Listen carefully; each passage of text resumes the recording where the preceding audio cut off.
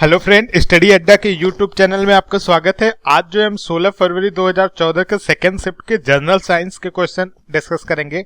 इसके पहले जो हमने डिस्कस किया था वो जनरल नॉलेज के क्वेश्चन डिस्कस किया था। उसका लिंक आपको यहाँ आई बॉक्स में या डिस्क्रिप्शन बॉक्स में मिल जाएगा। अभी तक आप नहीं देखें तो आप उसे जाके एक बार देख लीजिए।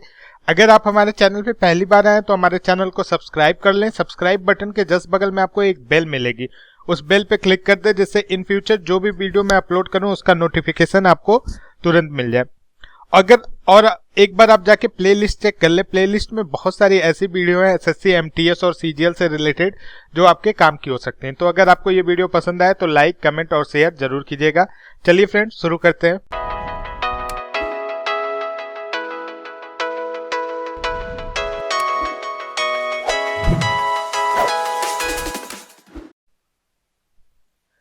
देखिए, पहला क्वेश्चन था 5 जगत वर्गीकरण, 5 kingdom classification was given by. तो 5 किंगडम क्लासिफिकेशन किसने दिया था? तो इसे आर.एच. व्हिटेकर ने जो है 1969 में दिया था। कब दिया था? 1969 में। आर.एच. व्हिटेकर ने 1969 में दिया था।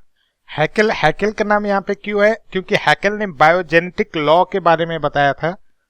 बायोजेनेटिक लॉ, इसको एक और नाम से जानते हैं, इसको एम्ब्रायोलॉजिकल पैरालिज्म नाम से भी जानते हैं। किस नाम से? एम्ब्रायोलॉजिकल पैरालिज्म। ठीक है, अब देखते हैं लिनियस के बारे में। लिनियस कौन थे? देखिए, लिनियस को कार्ल लिनियस इनका पूरा नाम है। ये एक स्वीडिश बॉटनिस्ट थे, स्वीडिश बॉटनिस्ट, और इन्होंने फॉर्मुलाइज किया था, इन्होंने बनाया था modern system of naming organization, जिसको इस समय बायनोमियल नोमेनकल्चर के नाम से भी जाना जाता है। क्या बनाया था? देखिए, स्वीडिश बॉटनिस्ट थे, पहली बात। दूसरी बात, इन्होंने modern system of naming organism, इस समय इसको बायनोमियल नोमेनकल्चर के नाम से जाना जाता है। मतलब जो भी बायो के नाम होते हैं, इन्होंने इसको डिफाइन किया था। तो ये इन तीनों लोग के बारे में जानकारी थी। अब थोड़ा सा देखते हैं 5 जगत वर्गीकरण था क्या। आर.एच. व्हिटेकर 1969 में इसकी खोज की थी। इन्होंने बताया था कि 5 प्रजातियों के बारे में, मोनेरा, प्रोटिस्टा, इन्होंने इन 5 प्रजातियों का वर्गीकरण किया था। किन किन का? मोनेरा। इसका एग्जाम्पल अगर आप देखेंगे तो आपको इसके अंदर जो है बैक्टीरिया मिल जाएगा, प्रोटिस्टा। हिंदी में इसके आधजीव कहते हैं। इसके एग्जाम्पल में प्रोटोजोआ। थर्ड है फंगी, ये तो सबको पता होगा, कवक। इसके अंदर ईस्ट आपके आ जाएगा, मशरूम आ जाएगा। प्लांट और जानवर, एनिमल, प्लांट पौधे और एनिमल, ये 5 प्रकार के जो है, इनको 5 जगत वर्गीकरण में आर.एच. व्हिटेकर ने जो है इन चीजों का वर्गीकरण किया था। व्हिटेकर जैव वर्गीकरण का प्रस्ताव रखे थे, मतलब इनको डिवाइड किया था। और इन्होंने जैव वर्गीकरण का भी प्रस्ताव रखे थे और बताया था जैव प्रकारों के बारे में, 2 अजैव, और इसके साथ ही 2 अजैव कारक के बारे में भी बताया था। वो 2 अजैव कारक कौन से हैं? तापमान और अवक्षेपण। ये क्वेश्चन आ जाता है कि जो आर.एच. व्हिटेकर थे 2 अजैव कारकों के बारे में बताया था, वो 2 अजैव कारक कौन से हैं? तो वो है, एक तापमान है, दूसरा अवक्षेपण है। अगले क्वेश्चन पे चलते हैं। काइटिन बहिकंकाल वाले जीव कौन से होते हैं? देखिए, कैसे पहचानेंगे कि इस जानवर में या जंतु में या इंसेक्ट में, स्पॉन्ज में जो है काइटिन है या क्या है। देखिए, काइटिन की खासियत क्या होती है? पहली बात, रीढ़ की हड्डी से रहित तो वो जानवर या इंसेक्ट या कुछ जो भी है होता है, उसके पास रीढ़ की हड्डी नहीं होती है। सेकेंड चीज होता है, कठोर शरीर वाला प्राणी होता है। वो रीढ़ की हड्डी होती नहीं, फिर भी उसका जो शरीर होता है, जो ऊपर का पीठ होता है, काफी कठोर होता है। मीन्स इनके पीठ पे जो बना आवरण होता है काफी कठोर होता है। एंड वो चीज सामान्यतः पानी में पाए जाते हैं। ये जनरली कहाँ पे पाए जाते हैं? पानी में पाए जाते हैं। जैसे आप फफूंदी देख ले, फफूंदी की कोशिका की दीवारों का मुख्य गठन काइटिन होता है। जो फफूंदी की कोशिका की दीवारें होती हैं उसका मुख्य गठन क्या होता है? काइटिन होता है।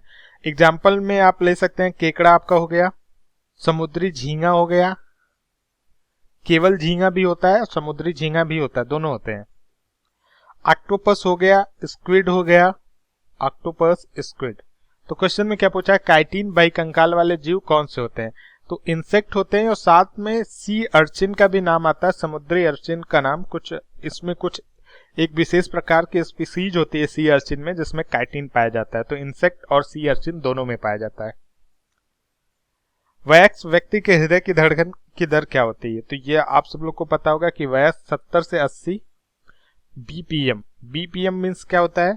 बीपीएम मीन्स होता है beats per minute, beats per minute, bits per minute, BPM. 70 से 80 होता है, और एक नॉर्मल लड़के में जो वयस्क नहीं 18 साल के आसपास होते हैं उनके अंदर कितना होता है, 60 से 100 होता है। तो वयस्क के बारे में पूछा है तो आंसर क्या होगा, 70 to 80 टाइम पर मिनट। अगला क्वेश्चन देखते हैं, साइट्रिक एसिड मुक्त रूप से किसमें पाया जाता है।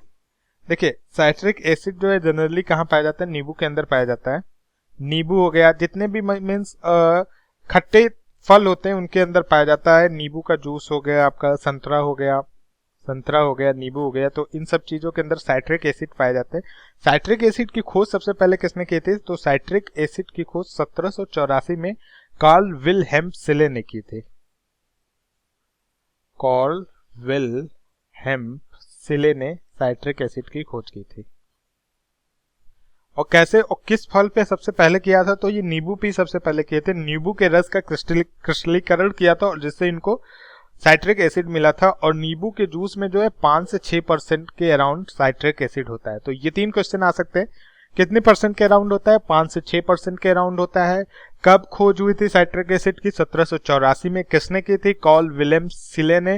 कार्ल विलियम सिले ने सबसे पहले किस फल के द्वारा साइट्रिक एसिड का खोज किया था, तो वो नींबू का फल था, नींबू के रस का उन्होंने क्रिस्टलीकरण किया था। तो ये 4-5 क्वेश्चन इससे बन सकते हैं। निम्नलिखित में से कौन, अच्छा एक चीज और देख लीजिए, मिल्क में, दूध में कौन सा एसिड पाया जाता है, तो दूध में पूछ सकता है आपका लैक्टिक एसिड पाया जाता है। इमली के अंदर कौन सा एसिड पाया जाता है, इमली के अंदर आपका पाया जाता है टार्टरिक एसिड।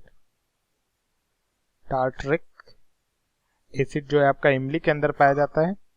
और एप्पल के अंदर आपका मैलिक एसिड पाया जाता है। कौन सी, मैलिक एसिड। तो ये हो गए, नींबू के अंदर आपका साइट्रिक, दूध के अंदर लैक्टिक, और इमली जिसको इंग्लिश में कहते हैं टैमरिंड के अंदर टार्टरिक, और एप्पल के अंदर मैलिक एसिड पाया जाता है। अगला क्वेश्चन अब देखते हैं, निम्नलिखित में से कौन सा कृमि फीता कृमि होता है। देखिए जो टैनिया या टीनिया कह लीजिए इसको, टीनिया ये जीनस वंश का होता है और ये आंतों में पाए जाते हैं, इनको फीता कृमि कहते हैं। आंतों में फीता कृमि टेपवार्म के रूप में पाए जाते हैं, टेपवार्म के रूप में पाए जाते हैं। तो निम्नलिखित में से कौन सा कृमि फीता कृमि होता है, तो टीनिया जो है आपका फीता कृमि होता है। फैसियोलिया एक तरह का ट्रिमेटोस है, इनका नाम इंग्लिश में है, हिंदी में इनका नाम ही नहीं है। तो आप, और ये जो है बिलोंग कहाँ से, लीवर फ्लोक्स से बिलोंग करते हैं, लीवर फ्लोक्स। और एक शब्द है सिस्टोसोमा। सिस्टोसोमा क्या होता है, देखिए एक तरह का जीनियस ट्रिमेटोस होता है, ये भी एक तरह का ट्रिमेटोस होता है जो ब्लड फ्लूक्स में पाए जाते हैं। वो लीवर फ्लूक्स में पाया जाता है फैसियोला, ये कहाँ पे पाया जाता है, ये ब्लड फ्लूक्स में पाया जाता है। और जनरली ये इन्फेक्शन होने के कारण होता है, इन्फेक्शन होने के कारण सिस्टोसोमा पाए जाते हैं। लास्ट में बढ़ता है एंटेरोबियस। एंटेरोबियस एक तरह का पिन वार्म है और ये थ्रेड वॉर्म के नाम से भी जाना जाता है, थ्रेड वॉर्म के नाम से भी जाना जाता है। तो ये थे जो ये यहाँ पे वर्ड है, फैसियोला, सिस्टोसोमा, टीनिया, एंटेरोबियस, इन सब के बारे में थोड़ी सी नॉलेज थी। इन्हीं से रिलेटेड ऐसे ही क्वेश्चन आते हैं। अगला देखते हैं, दूध की शुद्धता किससे मापी जाती है। तो ये आप सब लोग को पता होगा कि दूध की शुद्धता लैक्टोमीटर से मापी जाती है। लेकिन एक क्वेश्चन आता है, लैक्टोमीटर किसके सिद्धांत पे काम करता है, ये क्वेश्चन अक्सर आ जाता है। तो ये आर्किमिडीज के सिद्धांत पर काम करता है।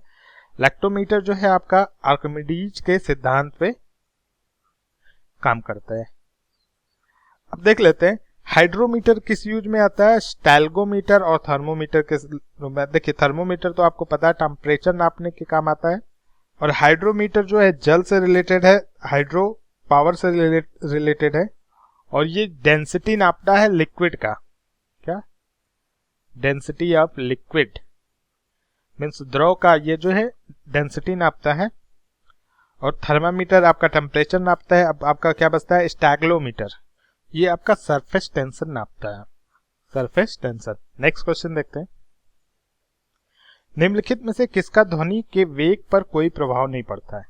तो देखिए एक एक करके समझते हैं क्यों नहीं प्रभाव पड़ता है।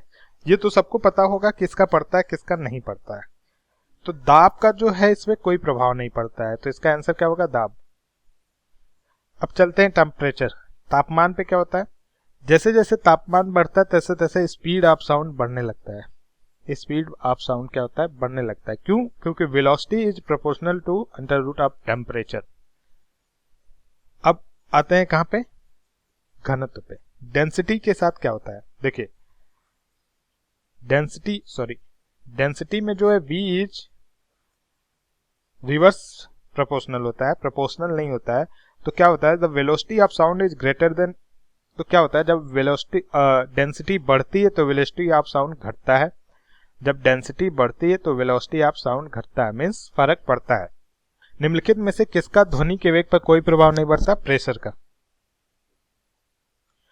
वृत्ताकार पथ के चारों ओर पिंड की गति किसका उदाहरण है, देखिए वृत्ताकार पथ के चारों ओर जब आप दौड़ते हैं, कोई पिंड घूमता है या कुछ भी होता है, तो आपका जो स्पीड होता है, चाल होता है, वो समान होता है। क्यों, क्योंकि स्पीड जो है डिस्टेंस पे मैटर करता है, न कि डिस्प्लेसमेंट पे। अब डिस्टेंस और डिस्प्लेसमेंट में क्या अंतर होता है, देखिए डिस्टेंस आपने जैसे ये चला ये चला ये चला, कहीं भी इस पॉइंट से चल के घूमते घूमते घूमते घूमते इस पॉइंट पे फिर आ गए, तो आपके डिस्टेंस ये पूरा काउंट होगा, लेकिन डिस्प्लेसमेंट आपका जीरो हो जाएगा क्योंकि आप पुनः उसी पॉइंट पे आ गए। डिस्प्लेसमेंट में डायरेक्शन भी मैटर करता है, डिस्टेंस में डायरेक्शन नहीं मैटर करता है। मींस स्पीड चाल में जो है कोई भी डायरेक्शन नहीं मैटर करता, वे एक वेलोसिटी में जो है डायरेक्शन मैटर करता है।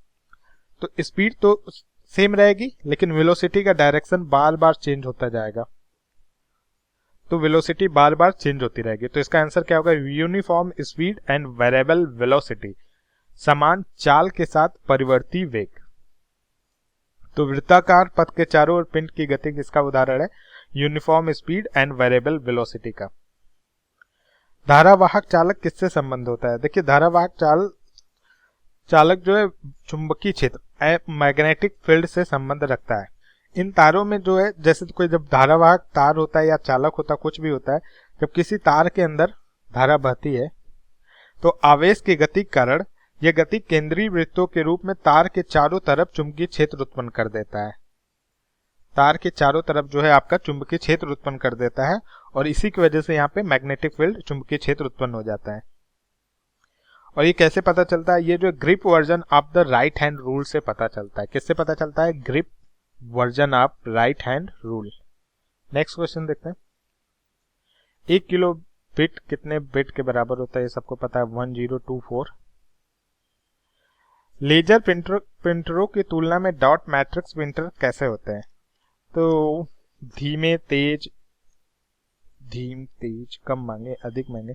बेसिकली क्या होता है, डॉट मैट्रिक प्रिंटर्स जो है कम महंगे होते हैं in compare to laser printer, और धीमे भी होते हैं, क्वाइटर भी होते हैं, थोड़ा लेजर प्रिंटर की तुलना में थोड़ा सा होते हैं, लेकिन ये इतना कम होता है कि आप इससे टिक नहीं कर सकते। तो आपका आंसर क्या होगा, लेस एक्सपेंसिव, कम महंगे होते हैं। KMnO4 का प्रयोग किस रूप में होता है, तो देखिए पोटेशियम परमैग्नेट। KMnO4 को क्या बोलते हैं, पोटेशियम परमैग्नेट। KMnO4 को पोटेशियम परमैग्नेट बोलते हैं। यह एक अकार्बनिक यौगिक है। किस तरह का ये यौगिक है, अकार्बनिक यौगिक है एक तरह का, और ये बेसिकली रोगाणु रोधक उपचायक के रूप में काम करता है। पोटेशियम परमैग्नेट जो है एक हल्का पतला घोल होता है, ठीक है, जो बिलियन घाव फोड़ों को ठीक करने के काम आता है इन सब के। तो KMnO4 का प्रयोग किस रूप में किया जाता है, तो बेसिकली इन्फेंसेंट, विसंक्रामक के रूप में किया जाता है। पानी वानी में इसीलिए डाल देते हैं KMnO4 कभी कभी कि जैसे पानी में खराब हो, कुछ रोगाणु हो, कुछ भी हो तो वो खत्म हो जाए, तो इससे जो है कोई भी इन्फेक्शन न फैले। तो इसका आंसर क्या होगा, 4 होगा, विसंक्रामक। सीमेंट, बालू और पानी के गाढ़े घोल को क्या कहते हैं, ये तो सबको पता होगा, जो लोग गांव में रहते हैं, गारा या मसाला कहते हैं, मोर्टार कहते हैं। निम्नलिखित में से क्या रासायनिक अभिक्रिया नहीं है, तो देखिए पानी का भाप में बदलना एक रासायनिक अभिक्रिया नहीं है। क्यों, क्योंकि पानी का जो है वाष्प में बदलना एक फिजिकल रिएक्शन है, या जिसको भौतिकी रिएक्शन कहते हैं, ये फिजिक्स से रिलेटेड है। ये भौतिक परिवर्तन होता है, एक तरह से इसे कह दे, एक भौतिक परिवर्तन होता है। इस प्रकार में जब पदार्थ जल की अवस्था अपनी संरचना में बदलाव के बिना बदलती है, मतलब जब उसकी संरचना में बदलाव के बिना बदलती है, तो वो भौतिक परिवर्तन होता है।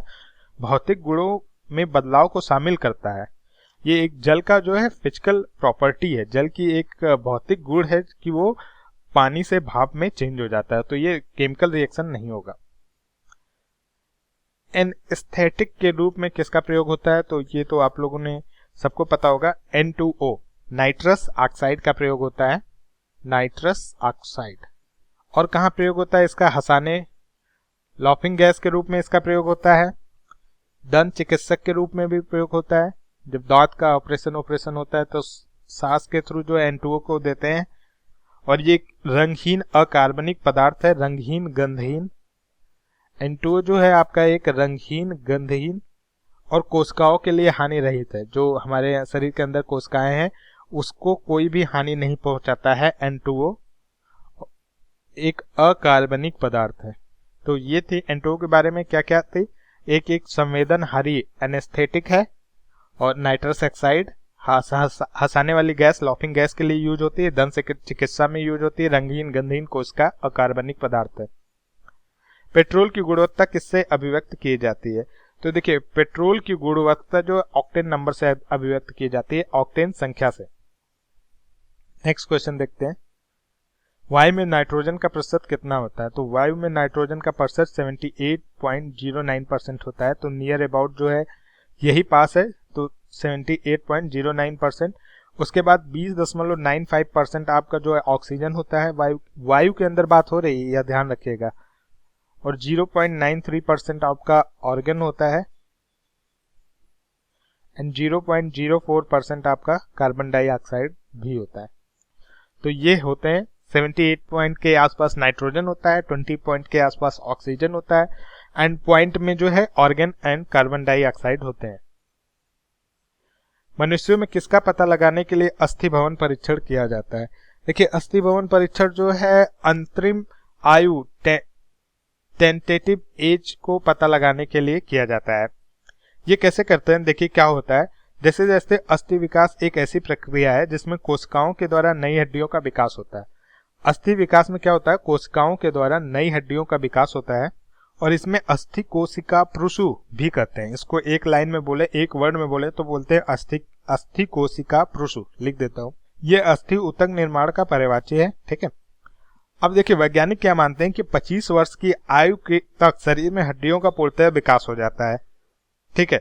अस्थि विकास स्टेट इस धारणा पर आधारित है कि 25 वर्ष से कम आयु होने पर शरीर में हड्डियों का विकास नहीं हो पाता, और इसी से ये चेक करते हैं कि अगर हड्डियों का पूर्ण विकास हो गया तो वो व्यक्ति 25 वर्ष से ऊपर है, नहीं हुआ है तो वो 25 वर्ष से नीचे था। और इसी की तरह आयु टेंटेटिव एज के बारे में पता लगाते हैं। एंटासिड किससे राहत दिलाने वाली औषधियों में पाया जाता है, देखिए एंटासिड क्या करता है, ये जो है पेट दर्द से राहत दिलाने वाले औषधियों में पाया जाता है। इसको हिंदी में क्या कहते हैं, प्रत्यमल। ये एक ऐसा पदार्थ है, प्रत्यमल एक ऐसा पदार्थ है जो पेट में अम्ल की मात्रा को कम करता है। ये जो एसिड पेट में बनता है ना, उसकी मात्रा को कम करता है तथा जलन को कम करने के लिए लिया जाता है। बेसिकली ये पेट दर्द में यूज होता है। तो एंटासिड जो है कहाँ पे यूज होता है, स्टोमच एच, पेट दर्द में। रॉकेट किस सिद्धांत पर कार्य करता है, तो देखिए रॉकेट जो है आपका न्यूटन्स थर्ड लॉ पे काम करता है। न्यूटन थर्ड्स लॉ क्या था, क्रिया प्रतिक्रिया का नियम, ये तो आप सभी लोग को पता होगा। देखिए क्या होता है, रॉकेट को आगे चलाने के लिए जो रॉकेट में ईंधन होता है पीछे के लिए फोर्स लगाता है, और इसके विपरीत एक प्रतिक्रिया बल लगता है जो रॉकेट को आगे चलाता है। तो न्यूटन्स थर्ड लॉ है क्रिया प्रतिक्रिया का नियम। रॉकेट के सिद्धांत पर काम करता है न्यूटन्स थर्ड लॉ। विश्व ओजोन दिवस कब मनाया जाता है, ये तो रटने क्वेश्चन है। 16 सितंबर को मनाया जाता है। विश्व ओजोन दिवस 16 सितंबर को मनाया जाता है। तो thank you friend, I hope आपको ये पसंद आया होगा।